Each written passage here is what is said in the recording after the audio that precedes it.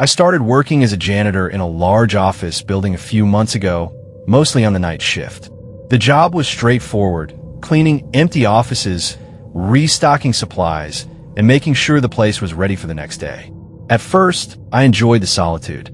There's something peaceful about wandering through silent corridors, free from the usual hustle of the daytime crowd.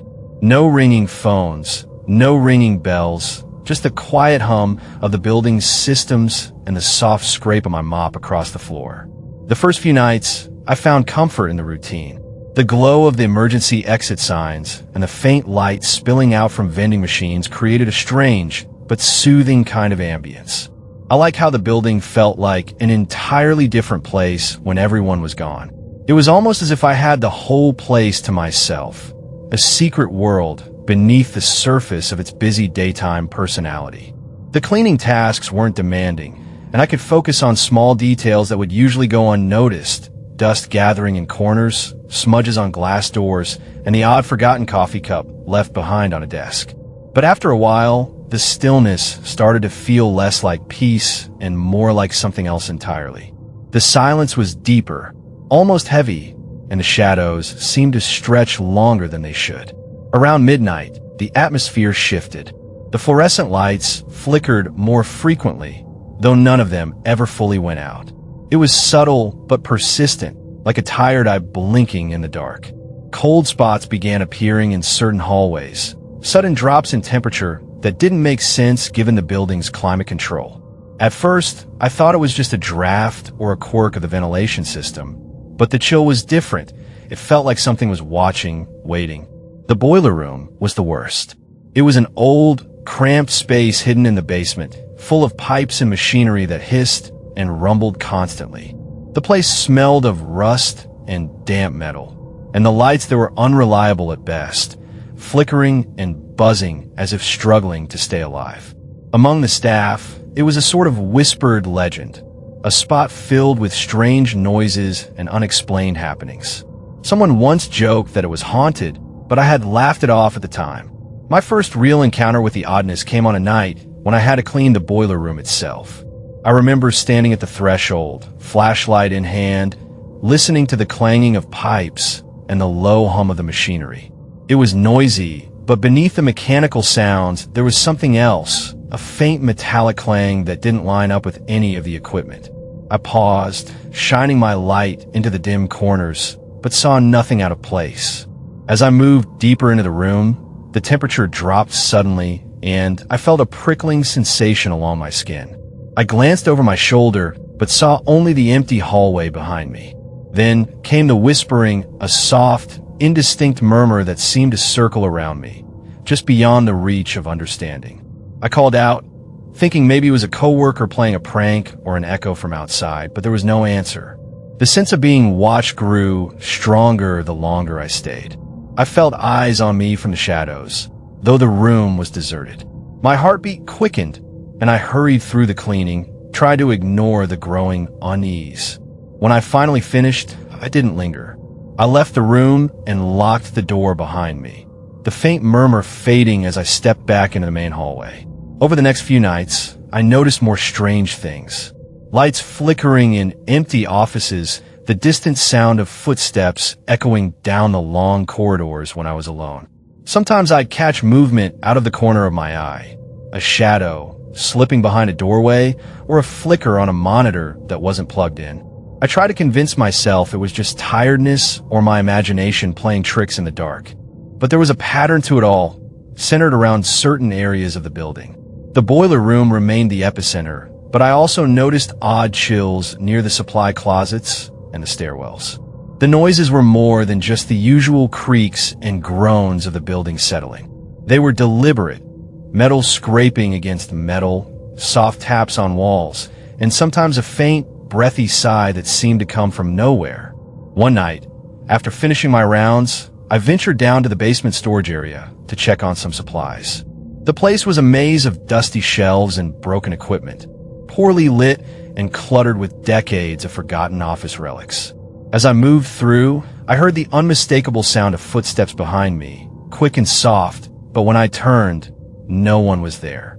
The silence fell again, heavy and suffocating. I tried to shake off the feeling, telling myself it was just the building's acoustics playing tricks. But then doors started slamming shut on their own, loud enough to make me jump.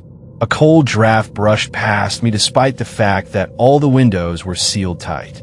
I felt a presence, something unseen but very real, pressing in on the edges of my awareness. The basement door was another source of unease.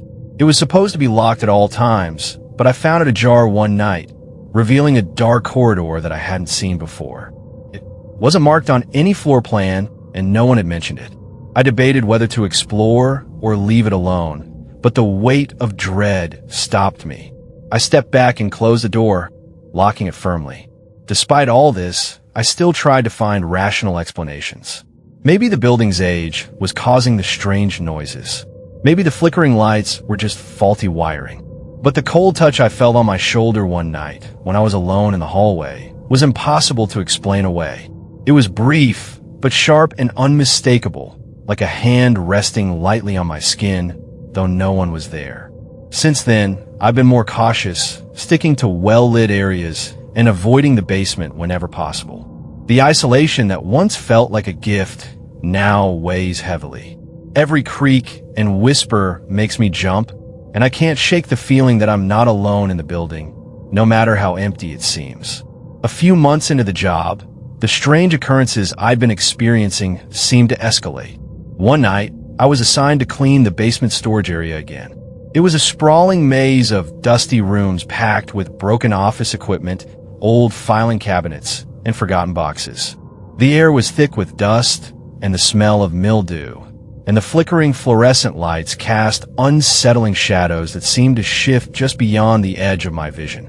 As I moved through the narrow aisles, wiping down shelves and organizing supplies, I heard footsteps behind me. They were soft and deliberate, matching my pace exactly. I stopped and turned quickly, expecting to see a co-worker or maybe a maintenance worker, but there was no one there. The silence that followed was almost worse than the noise. It pressed in on me, making it hard to breathe. I told myself it was just my mind playing tricks, that in such a large, empty space, sound could echo and bounce in strange ways. But then, a door slammed shut somewhere down the hall with a force that made me jump. I spun around, heart pounding, but again, the corridor was empty. The air grew colder suddenly, even though every window and vent was sealed tight. A chilling draft brushed past me, and I shivered involuntarily. I tried to focus on my work, but the unease clung to me like a second skin. The basement storage area wasn't just a place of shadows. It felt alive in a way that didn't make sense. I found myself constantly glancing over my shoulder, listening for any hint of movement. When I reached the end of one aisle, I noticed a door I hadn't seen before. It was locked, but something about it felt off like it didn't belong. To my surprise, the door was slightly ajar. Curiosity battled with fear as I debated whether to open it. I told myself it might be a maintenance closet or a janitor's supply room, but something deep inside warned me to stay away. Still, I pushed the door open a crack and peered inside. The room beyond was dark, a narrow corridor stretching out beyond the reach of my flashlight. It wasn't on any floor plan I'd seen, and no one had ever mentioned it. I stepped back quickly and closed the door, locking it firmly.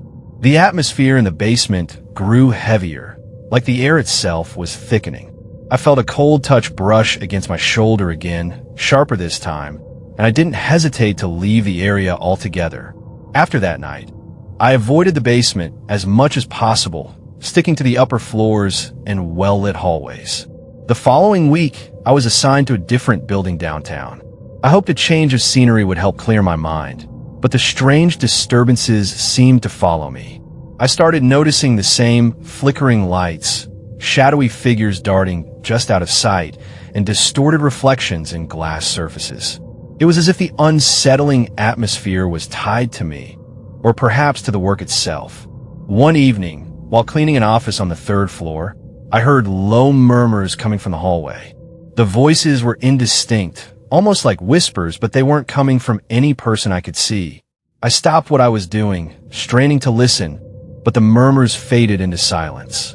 When I looked around, the corridor was empty, the doors closed and dark. Objects began to move subtly when I wasn't looking. A chair shifted a few inches. A stack of papers tilted slightly, as if nudged by an unseen hand. I caught glimpses of shadows crossing walls and caught reflections that didn't match the room's layout. Each event chipped away at my skepticism, making me question whether these were just tricks of light and imagination or something more. One night, while cleaning the break room, I heard a low, incomprehensible murmur that seemed to circle the room. I froze, trying to pinpoint the sound source, but it was everywhere and nowhere at once. The lights flickered violently, plunging the room into brief darkness before snapping back on. When I looked at the window, a shadow moved across the glass, but when I turned, no one was there. The tension was mounting, and I found it harder to focus on my tasks. Fear settled deep in my chest, an oppressive weight that grew with every unexplained noise and flicker of movement. The building felt less like a workplace and more like a trap, a place where unseen forces lurked just out of reach. I began to avoid certain areas, skipping rooms and corridors that felt particularly charged with unease. But no matter where I went, the strange phenomena seemed to follow. The murmurs returned, sometimes faint and distant, other times loud and insistent, echoing in my ears long after I'd left the building. One night, as I was mopping the main hallway, the lights flickered again, and I caught sight of a shadow standing at the end of the corridor. It was vague, more a silhouette than a figure, but it felt solid and watching. I blinked, trying to clear my vision, but the shadow remained, motionless and silent. I called out, my voice trembling, but there was no response. The shadow didn't move or disappear. Instead, it seemed to grow darker, more defined, until I felt an overwhelming urge to run. I left the hallway in a rush, my heart pounding, and locked the door behind me. Each night brought new encounters, each one more unsettling than the last. Doors creaked open and slammed shut without cause. Footsteps paced just beyond my hearing, fading when I tried to locate them. The cold spots multiplied, appearing in rooms where I'd never noticed them before. Rational explanations became harder to hold on to. I checked the building's wiring and heating systems, hoping to find logical sources for the flickering lights and cold drafts. But everything was in working order. No animals or intruders were found during security checks. The feeling of dread was undeniable. I felt watched, followed, and sometimes touched, though no one was there. The basement door that I'd locked tightly still haunted my thoughts. The corridor beyond remained a mystery I dared not explore. I found myself dreading the night shift, the isolation that once felt peaceful now a breeding ground for fear. The strange occurrences weren't just noises or shadows anymore. They were a presence, an unseen force that made the building feel alive in a way I couldn't explain. Despite my growing terror, I kept the experiences to myself. I worried coworkers would dismiss my stories as paranoia or stress. But the fear was real, and every night I faced it alone, wondering what else lurked in the dark corners of the empty building. One night, while cleaning the main lobby late into my shift, the unsettling sensations I'd been grappling with reached a terrifying peak. The lobby was usually a quiet space at night, the polished floors reflecting the dim overhead lights and the empty chairs lined up neatly along the walls. But that night, it felt different. The air was thick with an oppressive weight, as if the building itself was holding its breath. I was mopping near the entrance when I first noticed the footsteps. They were slow, measured, pacing nearby, but just out of sight. The sound echoed softly against the marble floors, but when I glanced around, the lobby was empty. I stopped, heart pounding, listening intently. The footsteps continued, circling, coming closer, and then fading away. They weren't the usual creaks or hums of the building. These were deliberate, rhythmic, and unmistakably human. Suddenly, the doors at the far end of the lobby slammed shut with a violent bang that made me jump. The sound reverberated through the space, leaving a ringing silence in its wake. I called out, my voice shaky, but there was no response. A cold shiver ran down my spine as I felt a presence pressing in around me, unseen but undeniably there. Then came the voice, soft and persistent, calling my name from the shadows. It was barely audible, a whisper at first, but it grew steadily louder, echoing off the walls. The voice was familiar, yet I couldn't place it. It pulled at me, making my blood run cold. I wanted to run, but my feet felt rooted to the spot. At the far end of the hall, a shadowy figure appeared, barely more than a silhouette against the dim light. It stood motionless, watching, and though I couldn't make out any features, the presence was overwhelming. My breath caught in my throat as fear surged through me, primal and unrelenting. I didn't wait to see what would happen next. I turned and fled, my footsteps pounding on the floor as I escaped the building. Later, shaken and breathless, I learned from a coworker that decades ago, a janitor had died in the very boiler room where my experiences had first started. He'd been caught in a tragic accident, and the story of his death had become a whispered legend among staff. It was as if his spirit lingered, bound to the building, replaying moments of unrest. Despite my colleagues offering logical explanations, the building's age, faulty wiring, drafts, I remained convinced that what I experienced was beyond reason. The cold spots, the footsteps, the voice calling my name, they felt real in a way that no rationalization could dismiss. The haunting left a mark on me, a shadow that followed even when I was away from the building. I found it impossible to return to the places where the presence had been strongest. The auditorium, where I'd heard whispers and seen shadows pacing, became a space I avoided entirely. The chilling memories of those nights stayed with me, a lingering reminder that some places hold more than just echoes of the past. Eventually, I refused to clean certain areas, and the fear became too much to bear. I resigned from my job, unable to continue facing the unseen world that had appeared in those empty corridors and silent rooms. Even now, I feel the cold pressure, the sensation of being watched, as if part of me remains tethered to those haunted spaces. My experiences changed how I see the job, the buildings, and the thin veil between the known and unknown. The solitude I once cherished became a source of dread, and the quiet halls still whisper in my memory, reminding me that some places are never truly